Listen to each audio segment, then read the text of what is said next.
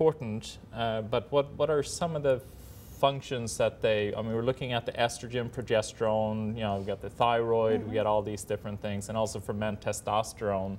So and women. And women, exactly. And women. Well, women have testosterone also. Yes, so they do. We need to look at all these different things. So when a person comes into you and they wonder whether it's hormones that may be off, I mean, how do you take care of that? I mean, how do they test that? Well, we do blood testing, or we can do urine testing, depending on what the patient prefers and what their insurance will cover.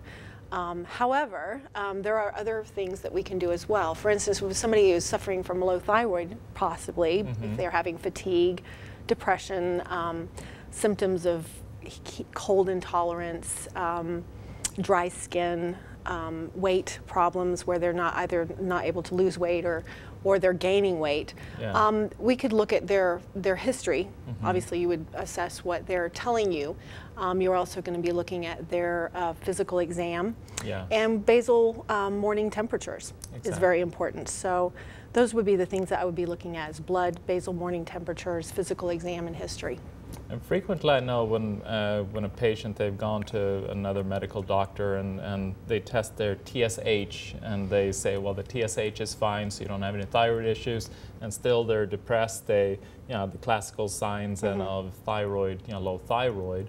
So what, I mean, is TSH, is that all you need, do you think? Or? Well, that's what we were taught in school, that the TSH was the most powerful predictor of thyroid problems. However, I don't believe that. I think that we should be looking at the free T3 and T4. Yes. T4 is the storage form of, or thyroxine is the storage form of, or primarily the storage form of thyroid, and then T3 is the more active form. Yes.